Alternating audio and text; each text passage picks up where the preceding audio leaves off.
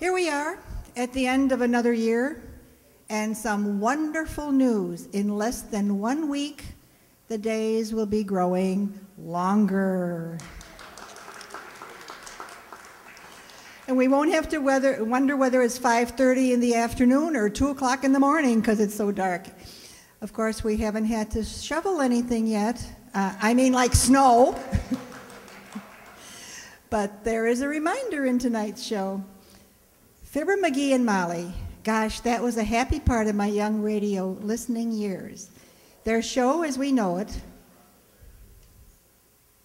started in 1935, even though they had done obscure radio shows before then. They had as their first sponsor, anybody know? It was a polishing thing. Johnson's Wax, very good. And that relationship lasted until 1950. The Fibber, McGee, and Molly shows from the 30s were broadcast from Chicago. And then they moved to Hollywood in 1939. Anyone remember Fibber's real name? Very good. Who's a smarty over here? He was born on a farm near Peoria and met his wife, Marion Driscoll, a coal miner's daughter, at a church choir practice. They had a tough life playing vaudeville in their early years together, traveling the country, even going broke and having their parents wire them money to come home. Their real air career began in 1924 when his brother bet him $10 that they couldn't outdo a singing act that was performing on radio at the moment. He won the bet, and they had a contract. Now that famous hall closet. The first time that gag was used was on March 5th, 1940, when Molly went looking for a dictionary. Subsequently, that door was opened 128 times, always to a much anticipated laughter from their audience, except for one time. The closet was silent. Visiting Doc Gamble makes to leave, and Molly warns, "No, doctor, not through that door. That's the hall closet." As the audience starts giggling in anticipation, Fibber explains, "Oh, I forgot to tell you, Molly, I straightened out that closet this morning." A total disappointment. There was no sound. However, as we all know, those closets seemed to reclutter themselves like mushrooms after rain, and the gag continued occasionally in subsequent programs. Just a couple more interesting bits about the show. Mayor Latrivia and later the weatherman, Foggy Williams, whom you'll hear tonight, were played by Gail Gordon, he who so often blew his stack on the I Love Lucy and our Miss Brooks shows. The old-timer and Wallace Wimple characters were played by the same person by the name of Bill Thompson, sounding very different. And I don't know if you remember Beulah, the McGee's Negro cook. Well, that just happened to be a young actor, male and white. His name was Marlon Hurt.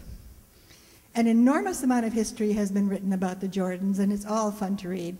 We'll bring you their show in just a moment, but first, as they always said on radio, we wish to let you know that these monthly shows are brought to you by the Riverside Township, and we thank its board members, as well as our two technical men here, John V. Gelsomino and Lorenzo Cordoba.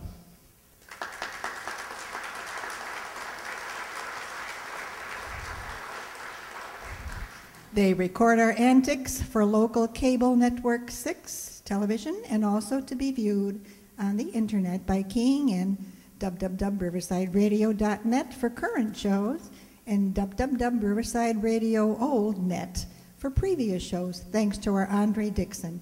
We've been here for nigh on to 13 years, would you believe? And now, without further ado, how's that for a cliche?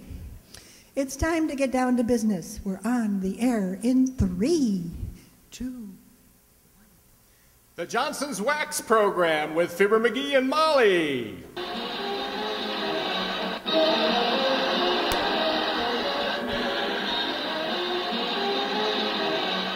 The makers of Johnson's wax products for home and industry present Fibber, McGee, and Molly with Bill Thompson, Gail Gordon, Arthur Q. Bryan, and me, Harlow Wilcox. The script is by Don Quinn and Phil Leslie, with music by the Kingsmen and the Billy Mills Orchestra.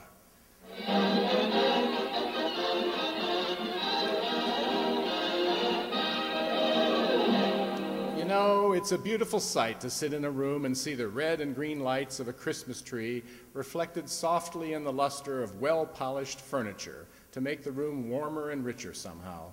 Well, now your furniture will have the kind of luster that reflects the holiday lights if you polish it with Johnson's Cream Wax. You just rub on a little cream wax, let it dry a second or two, and then polish lightly. The surface will actually glow. Dust and dirt won't stick to your furniture or light-colored woodwork, for there's not one single drop of oil in Johnson's Cream Wax. Once polished, all that's necessary to keep that wonderful glow is an occasional light dusting.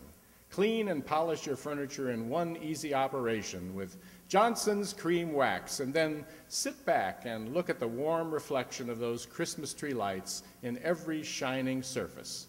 Use Johnson's Cream Wax to bring out the beauty of your home.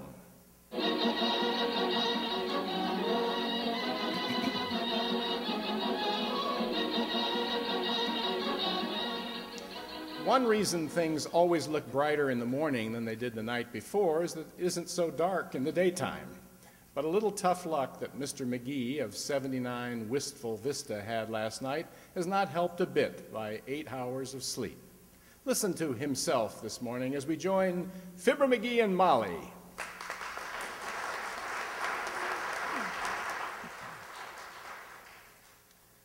No more breakfast for me, kiddo. I gotta get going. Not even another cup of coffee? No. Why, you haven't had fewer than 3 cups of coffee for breakfast since the big Taft ran for president. I can't help it, Snooky. I gotta backtrack myself to the Elks Club and look for my key ring. I lost it on my way home last night. Why didn't you stop and look for it then, dearie? Because it was blacker than the inside of a buffalo. The moon was behind clouds, the streetlights were behind telephone poles, and I was behind $2.40 playing snooker, and I wanted to get home. Your key ring. Why, McGee, the key to the hall closet was on your key ring, and all of our Christmas presents are locked in there. I know it. But don't you worry, none. I'll find him. I'll just walk back the way I came. Down Oak Street, over to 14th. McGee. Yeah, huh? Have you looked out the window this morning? Oh, no.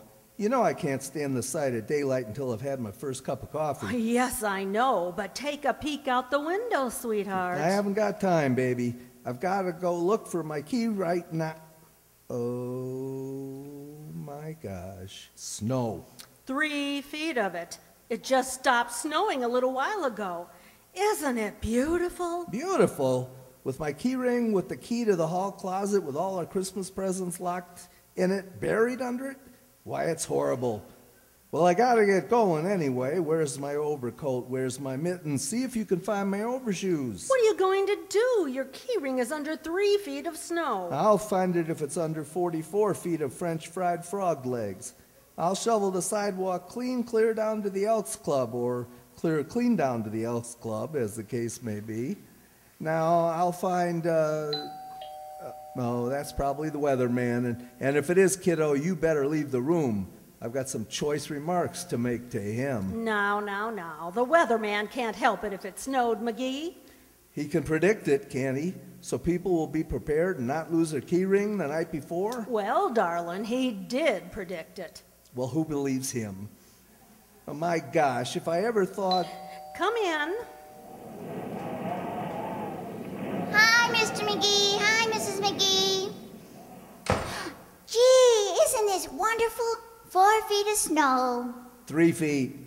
Well, I bet you'd be up to my hips on you, I bet you.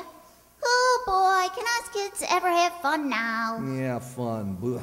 Well, Teeny, it's nice to see you. Hand me my sweater, will you, Molly? Oh, thank you, sweetie. Now, where's my muffler? Gee, doesn't Mr. McGee like snow, Mrs. McGee? Don't you, Mr. McGee? Don't you? Look, sis, snow is beautiful in a photograph of Mount Whitney taken from 45 miles away. It's beautiful to a grizzly bear that's been hibernating for the winter in a cave. But underfoot and down your neck and up your sleeves, you can have it. Where's my overshoes? Hey, Mr. McGee, if you're going past my house, come on in, because we've got a surprise for you, the kids and me.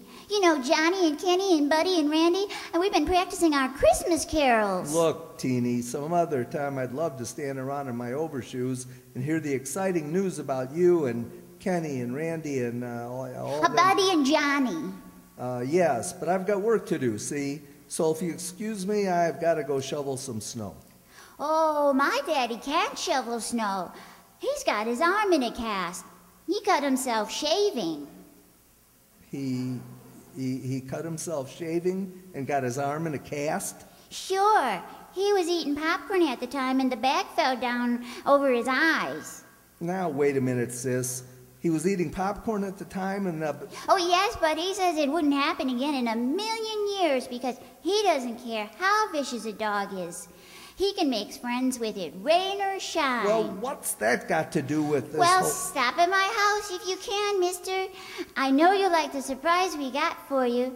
So long, Miss McGee. Bye, Teeny.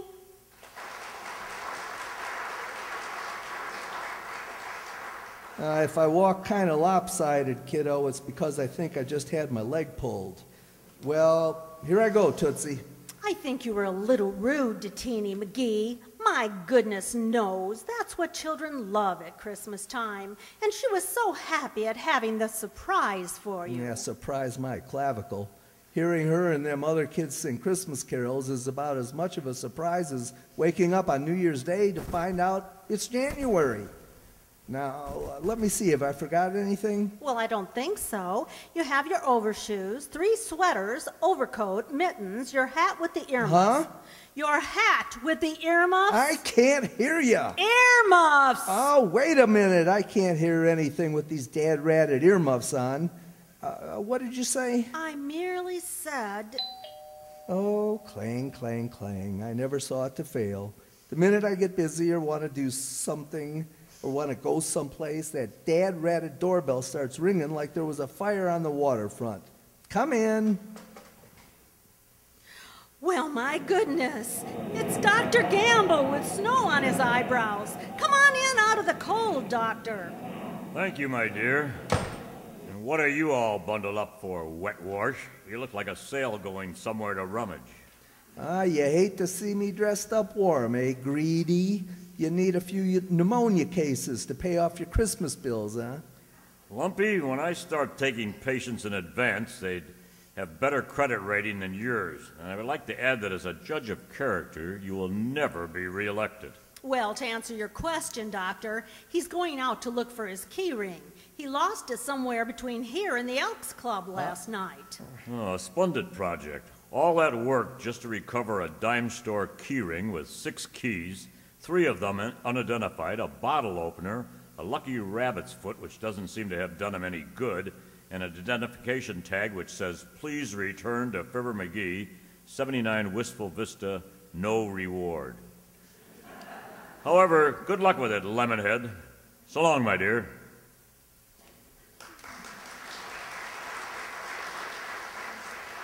Now, that big old fraud with a little black bag wouldn't be so quippy if he knew that key ring held the key to the hall closet and all our presents were in there, including the one we're giving him. Well, hey, I better get going. I gotta find that key. Hey, couldn't we just get a locksmith to open the door for us? No, all closed. Holidays. Take the hinges off the door. Now, I thought of that. With our hall closet, it's too dangerous. You gotta have the key. It's gotta be so you can twist the key, turn the knob, and leap back. Well, here I go, kiddo, into the wild white yonder. My hero.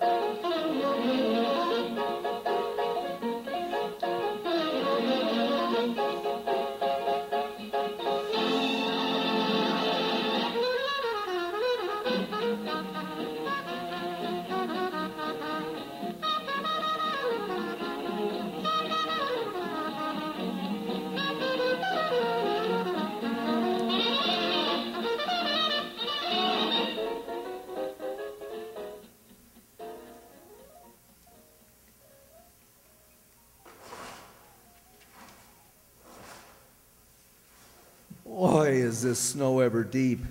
Don't see how anything so light can get so heavy so fast. I'd better find those dad-ratted keys pretty quick. It'll soon be dark. Oh, McGee, I brought you another thermos of hot coffee. How are you getting along, dearie? Terrible. I've been shoveling this dad-ratted stuff all day, and I can still see our house. Give me the coffee, will you? Careful now, it's pretty hot. As cold as I am, I can't even tell if it's scalding. Boy, I could go for a hot buttered root beer right now. Oh, look, McGee, look who's coming, the weatherman. Yeah, walking around gloating, is he? If this is his idea of a practice... Hello, Mr. Williams. Hi, Foggy. Well, Mr. and Mrs. McGee, I'm glad to see you. Have a cigar, Mr. McGee? A cigar? Why, thanks, Foggy. Are you celebrating something? Can't you guess? You don't mean. Why, Mr. Williams, have you and Mrs. Williams had... No. Mrs. Williams has nothing to do with this. This is my own snowstorm. I predicted it all by myself. Predicting weather must be fascinating work, Mr. Williams. No, thank you. I don't smoke cigars. Oh, excuse me. Yes, I had a rather interesting time out west last summer, experimenting with making weather. Well, if you can unmake it, boy, you and me have a deal cooking. What'd you do, Mr. Williams? Move in with the Navajos so you could whip up some Indian summers? No. I rented a plane, took it up to 8,000 feet over a dusty ranch, and dropped 50 pounds of ice into a cloud. Then I landed to see what had happened. And what had happened, kiddo? I killed a cow. Heavenly days! How unfortunate! Oh, it really was. The rancher was standing there, and he said if the ice had landed 3 feet to the left, it would have killed his son-in-law. Well, what's so unfortunate about that? Well, the son-in-law was a worthless lad, but the cow was valued at $600. Well, I must get down to the office. My assistant is watching the instruments down there, and he just called to report a rise in temperature and a warm front. Well, just what does that mean, Mr. Williams? It means that he should turn around and stand with his back to the fire for a while. Well, Merry Christmas to you both. Same you to too, you, Foggy. Mr. Williams.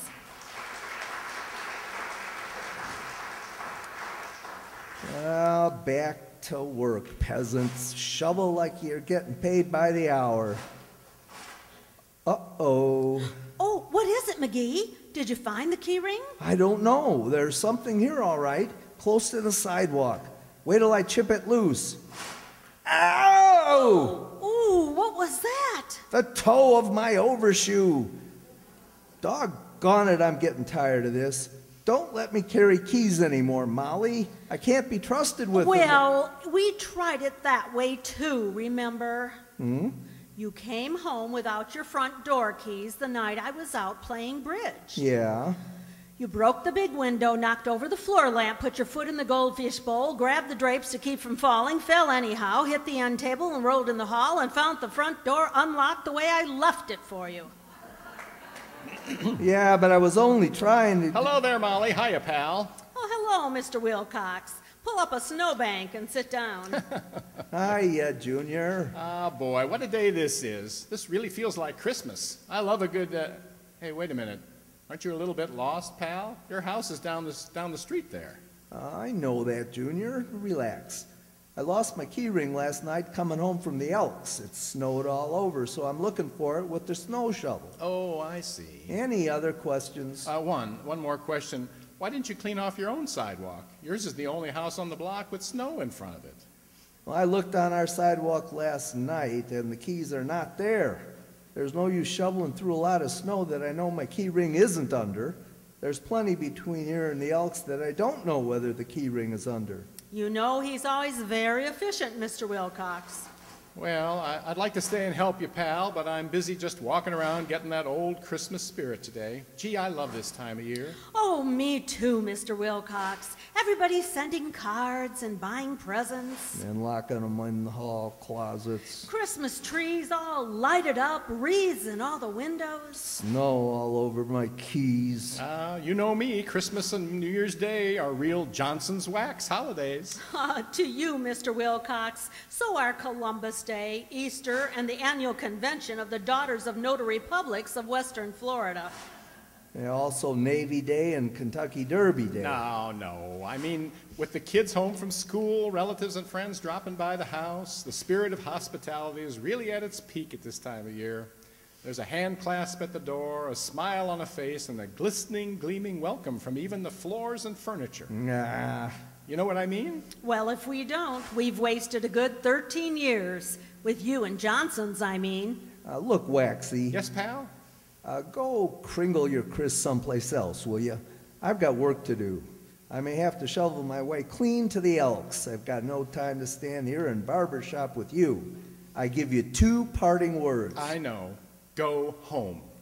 No. Merry Christmas. Well, thank you, pal. And the same to both of you. Goodbye, Mr. So long. Wilcox.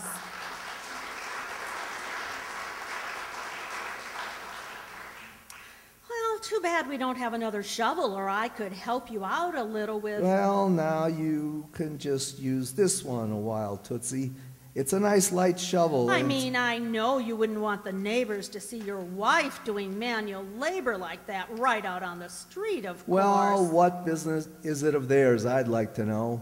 If my wife wants to help me out when she sees I'm breaking my back trying to give us a nice Christmas, here comes that kid down the street again. Oh, Teeny. Yeah, I'd better get busy. She'll start giving me that pitch about Kenny and Randy and Buddy. Hi, mister. Hi, Miss McGee. Hi, I'm very busy right now, Teeny. Can you please... Hello, Teeny. Having fun? Sure. Me and Kenny and Buddy and Randy and Johnny have been practicing our Christmas carols, and Mr. McGee? What you want, sis, as if I didn't know. My house is just right down there, and if you'll just stop in a little while, we've got a surprise for you, I bet you. I'm in no mood for surprises now. The best surprise you can give me right now is to go on home. Yes, but, gee, mister, don't you like little children? Oh, certainly I like little children. Don't you like old men? Oh, sure. Well, okay then. So long, Mr. McGee. Hey, kids, it's not a good time, I guess. Yeah, fine kids.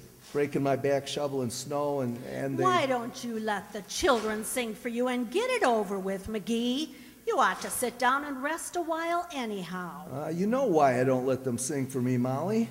My gosh, when I hear a bunch of grubby little kids like that singing Christmas carols, all off-key with their smeared little pusses lit up like an Easter sunrise, I get all mushy, start forgiving everybody for everything they ever done to me.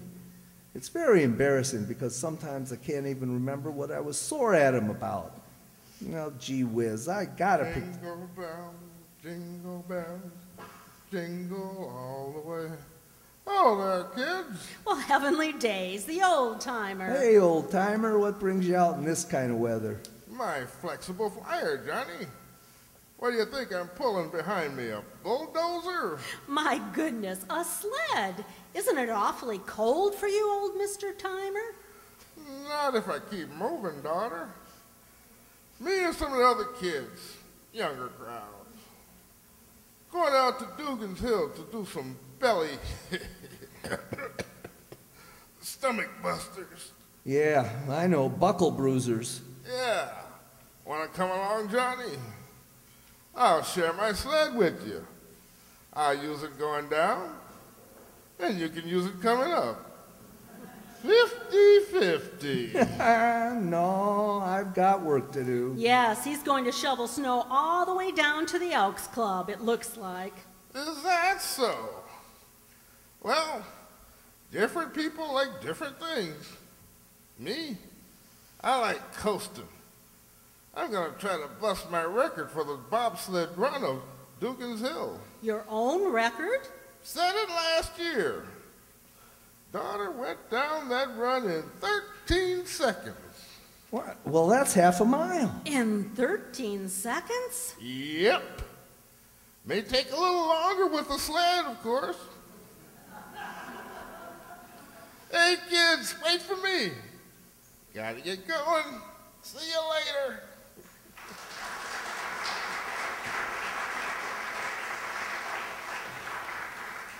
Come on, dearie, let's go home. You're worn out, and it's too dark to see anymore anyhow. I guess so. What a break. All our Christmas presents locked in the hall closet and no key. How do I get into these messes anyhow? Well, I don't know, but you do it so easily, dearie. Come on, let's go home. Okay, I'm worn out. I'm beat like the seat of a jockey's pants. I'm as bushed as the left-hand Smith brother. I know, dear. I'm sorry. Here now, let me carry Mr. William's snow shovel home. Ah, throw it in a snowdrift. My gosh, what kind of a cheap snow scoop is that anyhow? Can't even find a ring of keys with the cheap thing. Who's that crossing the street? Why, McGee, I believe it's Mr. Wimple. Yeah, Wallace Wimple. Hiya, Wimp. Hello, Mr. Wimple. Hello, folks. Well, gosh, it's good to see you again, Wimp. Yes, are you looking forward to a nice Christmas, Mr. Wimple? Oh, yes. I had a wonderful time last night, too, Mrs. McGee. Sweetie Face, that's my big old wife. Sweetie Face helped out at the kindergarten Christmas party, and I went along. Oh, it sounds big time, all right. Yes, she got all dressed up as Santa Claus and came down the big brick chimney for the kiddies. Oh, isn't that That nice? sounds nice. Somebody lit the most beautiful fire in the fireplace just as she was halfway down. Did she get hot about that? Built a fire while she was in the chimney? Gee, what happened, Wimp? Oh, the kiddies loved it. They did? They'd never seen a Santa Claus with a pack of toys come through the side of a chimney before. Bricks all over the place. Well, I'll leave you here. You're home. Merry Christmas. Merry same to Christmas.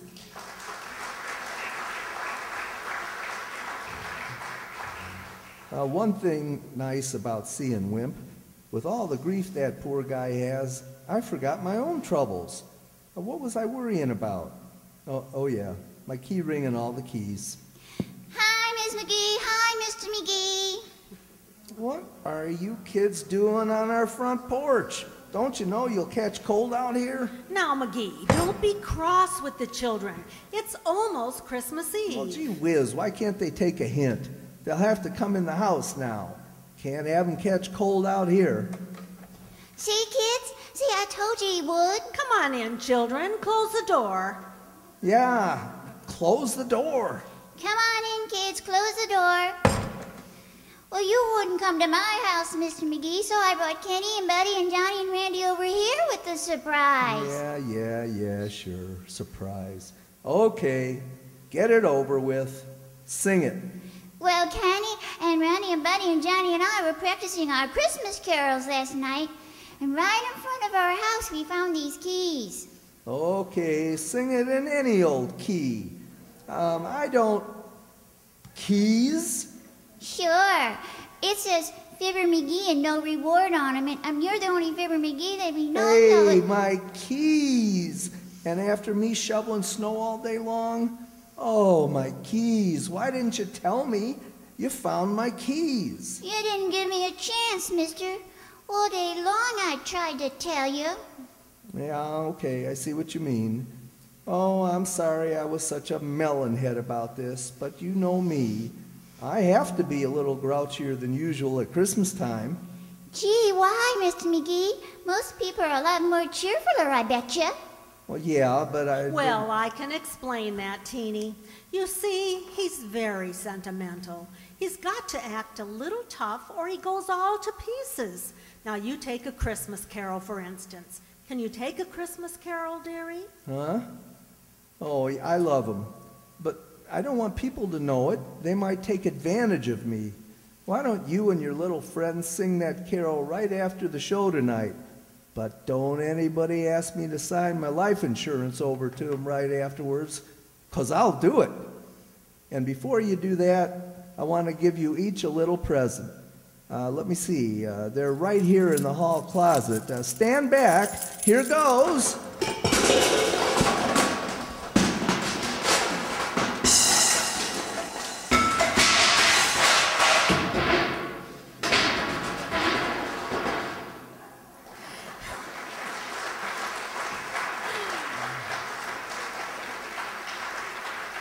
Good night, folks. Merry Christmas, all.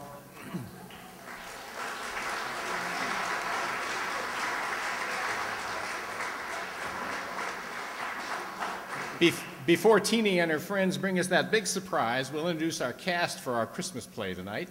As that famous old curmudgeon himself in the main part of FIBBER, we have Jay Summerfield.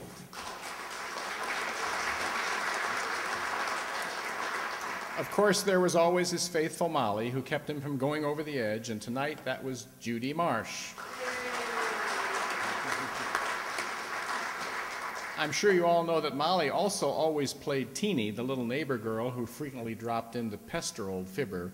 Well, this time we extended that role, and pestering was done by our own Donna Eames Meyer.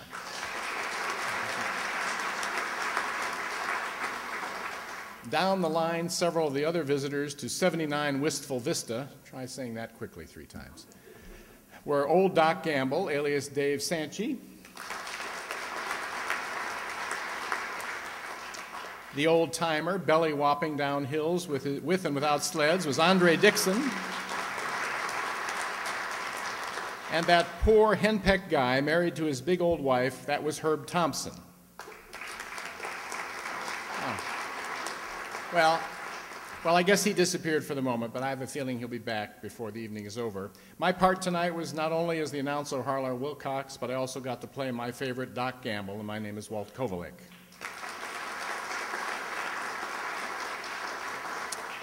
There's one more person we acknowledge, for without him there would be no doorbells, no footsteps, no snow shoveling, no music, and certainly no overstuffed closet, and that's our sound effects man, Marty McNulty.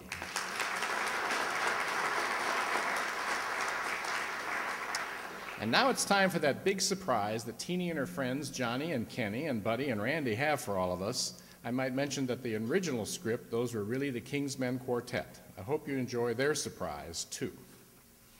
I just want to tell everybody that the radio players will be here again on Friday, January 27, 2012. And they'll have a big, big show, I betcha. It's called The Horn Blows at Midnight. And they hope that everybody will be in the audience. I think I'm coming too. Oh, can me and my friends sing the surprise now?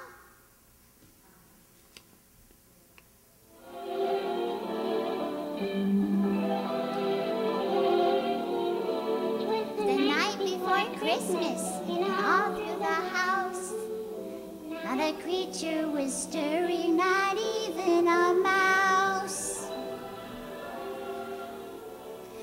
The stockings were hung by the chimney with care, in hopes that the Nicholas soon will be there.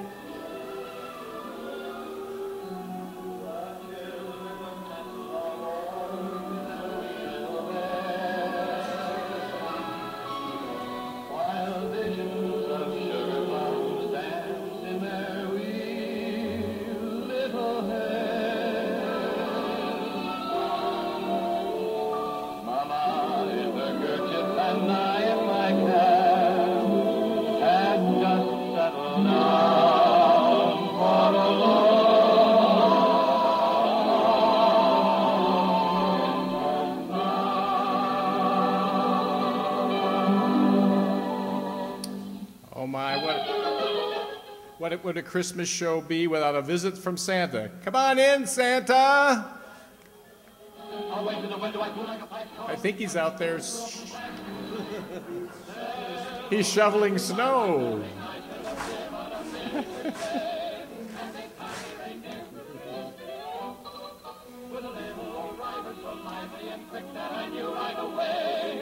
and it must be St. Nick. All bundled in fur from his head to his foot. Oh, I hear bells. with ashes and soot. I threw in my head and was turning around. When down the chimney he came. Here comes Santa right now. We're going to go to the back door. The chimney's broken. Come on in, Santa. There he is. His feet were like roses. His nose like a cherry. His droll little mouth was drawn up like a bow. The beard on his chin was as white as the snow. The stump of a little old pipe he held high in his teeth, and the smoke went around and around and around his head like a wreath. He was so chubby and plump, a right jolly old elf. Then I laughed when I saw him in spite of myself. He had a broad face and a little round belly, and shook when he laughed like a bowl full of jelly. He gave me a wink of his eye and the twist of his head, a chuckle and a smile I knew all the while had gone into dread. He spoke not a word, but went straight to his work and filled all the stocking and turned with a jerk and laying a finger aside of his nose and giving a nod up the chimney he rose.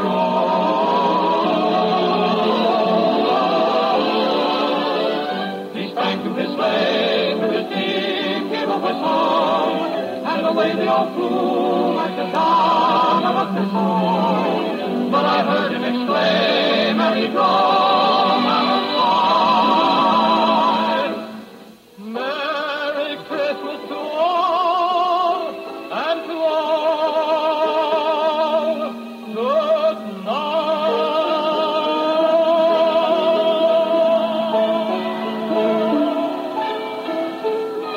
Oh, is he gone?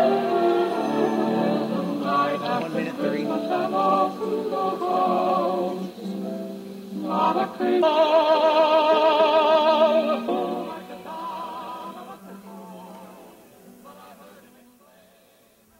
Okay, dear hearts, that is our Christmas show for 2011, and we thank you all so much for being here.